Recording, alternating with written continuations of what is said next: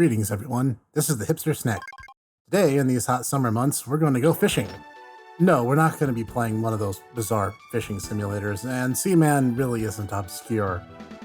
But this game is every bit as crazy, because we're looking into the severely underappreciated Umihara Kawase series of games.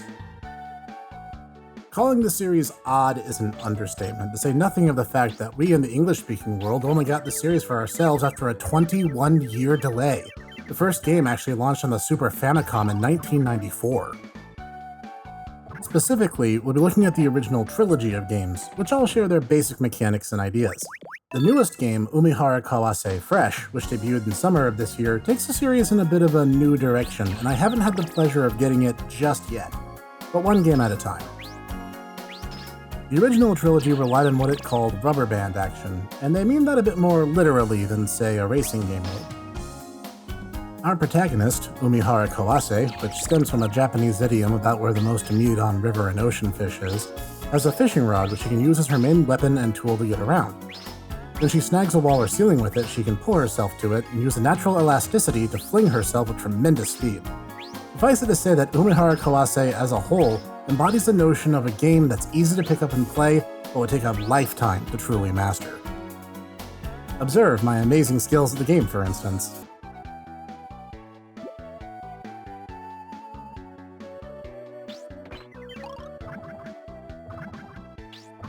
And that's all from a guy who doesn't even have arms. Imagine how complicated this could get if you had the benefit of thumbs. Half-Life's got nothing on Umi. The core mechanics involve simply defeating enemies and making it from platform to platform, and that sounds pretty simple when you hear it said out loud. Much more complicated than that, though, is mastering it. The game can be downright devilish in the use of ice physics and slanted ledges, things that shouldn't be super troublesome, but actually are. But let's start at the beginning. On the whole, the games look great. The Umihara Kawase games that we got on Steam here in the West are based on their original releases, not the Sony PSP remakes that came out later on, so we're going to tackle these in chronological order. The first game is really colorful and detailed in its own right. Everything pops out with a stark visual contrast, especially Umi herself, which is good as it helps you keep tabs on where your protagonist is at any given time. The game has this really surreal vibe to it, with these giant bug-eyed walking goldfish, eels that spew projectile eggs. I think those are eggs. Geez, I hope they're eggs. And bright, colorful moving platforms. You can recognize everything on sight immediately. Nothing makes you second guess how you're going to handle the situation going forward. Which is good since everything in this game also wants you dead, so the ability to fight back goes a long way. But I gotta say, I'm just not a huge fan of Umihara Kawase Shun, the second game that was originally released on the PSP, and its graphical style. Because of this sort of bending effect the world has as you approach things, it can make it difficult to determine what angle you're approaching at. It just looks weird at times. The sprites also kind of seem off to me. This might be in part that I play these games at full screen and the original PSP resolution is many times smaller, but everything looks kind of jaggy in a way that the 4:3 ratio SNES game doesn't suffer. This also might be a system limitation thing that no one can help, but I played games in the PSP that look fine at higher scaling, so it's unfortunate that a series I love this much just doesn't really translate well graphically here. And lastly, Sayonara, or Farewell, depending on which version you're playing, Umihara Kawase, looks really fantastic. This 2.5D world catches that colorful, vivid nature of the past games while putting its own unique spin on the designs. Everything gives a sense of depth without taking away the precision of where your hook is actually going to catch. It also may just be stronger level emphasis placed upon vertical movement, but it seems to me like I can see more of the level at any given time as I'm leaping through it due to this graphical styling. And the music across all three games is just amazing. I still get chills when I first start the first game and I hear that wonderful chiptune song. Here, listen for a second.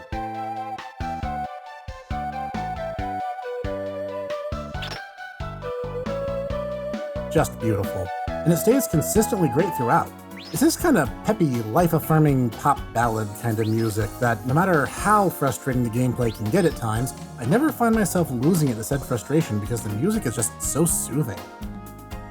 But yes, I even include the unwinnable boss fight tadpole from hell that has to show up in every game and it always ends up killing me. How is it supposed to be fair? There's nothing I can do. This thing's a forced run-ender. Anyway, as I was saying, the music in the games is uniformly excellent. I don't know if the 3 games in question share a sound team or not, but I get the impression that they might, and that's for the better. The music is just beautiful. You can even take it outside the context of gameplay and still enjoy it. And speaking of gameplay, that's really what makes these games stand out.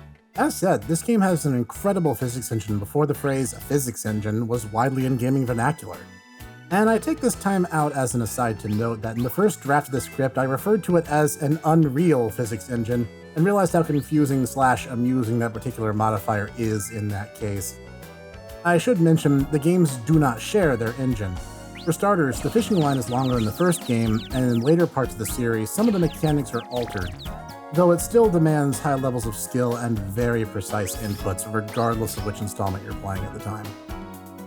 And since you're able to extend or retract your fishing line anytime it's extended out, this gives Umihara a wide swath of movement options, including a sort of short hop trick that seems to work in games 1 and 3, but not in 2 for whatever reason, where you can rapidly fire up and at a wall and continuously retract it and throw yourself up walls little by little.